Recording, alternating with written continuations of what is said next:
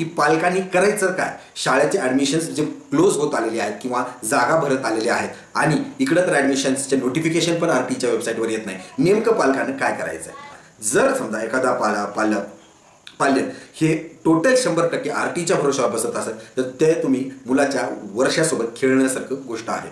कारण आरटी ही lottery system आहे. नमस्कार मित्रांनो, दत्ता चेवले माहिती या यूट्यूब चॅनलमध्ये आपल्या सर्वांचं पुन्हा एकदा स्वागत आहे. मित्रांनो, फेब्रुवारी महिना सुरू झाला आणि आरटी मार्फत प्रवेश प्रक्रियेला सुरुवात झाल्यामुळं पालकांमध्ये आता एकच चिंता आहे की ॲडमिशन प्रोसेस कधी सुरू होते. आपण पाहतो की दरवर्षी फेब्रुवारी महिन्यामध्ये किंवा फेब्रुवारीच्या शेवटीपर्यंत विद्यार्थ्याची नोंदणी सुरू झालेली असते. किंबहुना जानेवारीमध्येच नोटिफिकेशन्स येतात, शाळेची नोंदणी सुरू होते. अद्यापही 13 फेब्रुवारी 14 फेब्रुवारी आहे, पण वेबसाईटवरती कसलीच नोटिफिकेशन नाही आहे.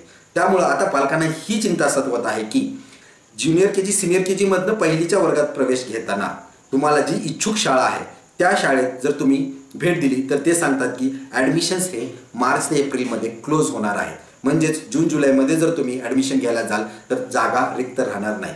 त्यामुळं तुम्हाला एकीकडनं प्रेशर असं आहे की ॲडमिशन्स करणं तर बंधनकारक आहे आणि दुसरीकडनं आरटीची जी काही आपण प्रतीक्षा करत होतो, परंतु अजूनही आरटीमध्ये कसलीच नोटिफिकेशन किंवा सरकारमार्फत कसलीच जाहिरात प्रसिद्ध झालेली नाही की कधीही ॲडमिशन प्रोसेस होणार.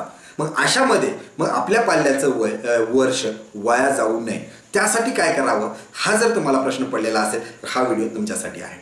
व्हिडिओ सुरू करण्याच्या अगोदर माझी तुम्हाला सर्व पालकांना विनंती आहे की जर तुमच्या इच्छा असेल की तुमच्या पाल्याचं ॲडमिशन येणाऱ्या वर्षी आरटी मार्फत व्हावं आणि प्रत्येक गोष्टीची तुम्हाला वेळोवेळी माहिती मिळत राहावी तर या चॅनलला सबस्क्राईब करायला विसरू नका. जेणेकरून कसलीही प्रक्रियेमध्ये बदल झालेला असेल किंवा कुठलीही तारखा असतील, नवीन नियमावली काय असेल, लॉटरी सिस्टम्स काय असतात, या सर्व गोष्टींचा प्रॅक्टिकल माहिती तुम्हाला एकत्र उपलब्ध होणार आहे. मी मागील 4 वर्षापासून आरटीवरती सातत्याने व्हिडिओ बनवत आलो आहे. सुदैवाने माझ्या पाल्याचं ॲडमिशन आरटी मार्फत 2021 मध्ये झाले आहे. त्या अनुभवाच्या आधारावर आणि मी बऱ्याच पालकांचे फॉर्म भरले आहेत, त्या अनुभवावरती मी तुम्हाला व्हिडिओज बनवून वेळोवेळी मार्गदर्शन सूचक करत आहे. त्यामुळं चॅनलला सबस्क्राईब करायला तुम्ही विसरू नका. आता आपला जो विषय आहे की पालकांनी करायचं काय? शाळेचे ॲडमिशन्स जे क्लोज होत आलेले आहेत किंवा जागा भरत आलेले आहेत आणि इकडं तर ॲडमिशन्सचे नोटिफिकेशन पण आरटीच्या वेबसाईटवर येत नाही. नेमकं पालकांनी काय करायचं आहे? आपण पाहतो की दरवर्षी ॲडमिशन प्रोसेस ही आरटी मार्फत जे पाल्यांचे ॲडमिशन्स होतात ते जून जुलैमध्ये होतात. ॲडमिशन प्रक्रिया ही एप्रिल मे आणि जूनपर्यंत चालते. राऊंड 1, राऊंड 2, राऊंड 3 चालतो आणि मग त्यानंतरच तुम्हाला शिक्षण विभागामार्फत ॲडमिशन स्लिप भेटते आणि मग जूनमध्येच तुम्ही काय ते शाळेत प्रवेश घेऊ शकता. परंतु CBSE पॅटर्नचं जर आपण पाहिलं तर एप्रिल महिन्यामध्ये नवीन वर्गात प्रवेश दिला जातो आणि उन्हाळ्याच्या सुट्ट्या म्हणजे समर वेकेशनच्या अगोदर 1 महिना तुमची शाळा ही भरवली जाते. मग नवीन वर्षात पहिलीच्या वर्गाची जी शाळा 1 महिना भरवली जाते तर त्यामध्ये तुम्ही तुमच्या पाल्याला नवीन ठिकाणी ॲडमिशन जर घेतला तर तिथं तुम्हाला फीस भरणं गरजेचं आहे. त्या वर्षाची जी काही फीस असेल, जे काही डोनेशन्स असतील, प्रत्येक संस्थेचं वेगवेगळं आहे, त्या आधारावरती तुम्हाला पैसे भरणं गरजेचं आहे.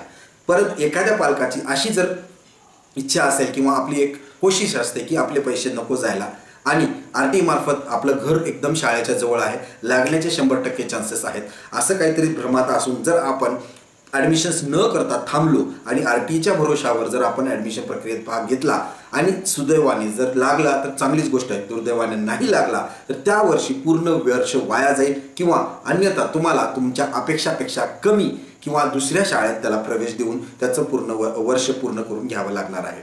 म्हणजे ही गोष्ट टाळण्यासाठी तुम्हाला किंवा प्रॅक्टिकल तुम्हाला एकच सांगणं आहे की जी कुठली शाळा तुम्ही इच्छुक आहात त्या शाळेमध्ये तुमच्या पाल्याचा प्रवेश हा निश्चित करून घ्या.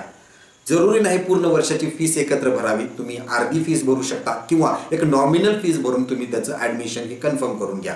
ॲडमिशन म्हणजेच काय, सीट कन्फर्म जर केली तुम्ही तर तुम्हाला 1 ते 2 महिने मिळतील. म्हणजेच वेकेशन पोस्ट वेकेशन नंतर जर तुम्हाला फीस भरायची असेल किंवा इन्स्टॉलमेंट भरण्याची मुभा जर मिळाली तर ते तुमच्यासाठी खूपच योग्य ठरेल.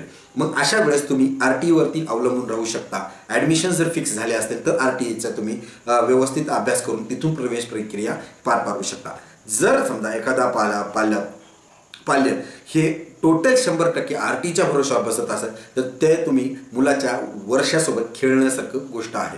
कारण आरटी ही लॉटरी सिस्टम आहे.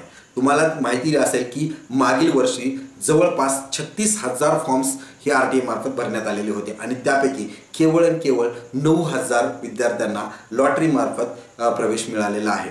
मग लॉटरीमध्ये नंबर लागलेला आहे.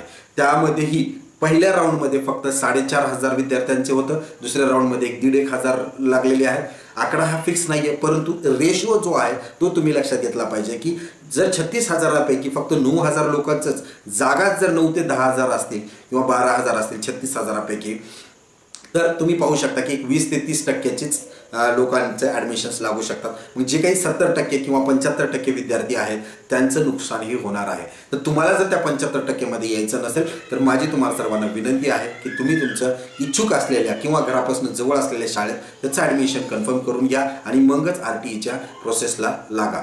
कसलेही प्रश्न जर तुम्हाला RTIशी रिलेटेड असतील तर मला कमेंट बॉक्समध्ये नक्की कळवा. मी ते प्रश्नाचे उत्तर देण्याचा प्रयत्न 100% करेन. माहिती कशी वाटली कमेंट बॉक्समध्ये कळवा. चॅनलला सबस्क्राईब करायला विसरू नका. धन्यवाद.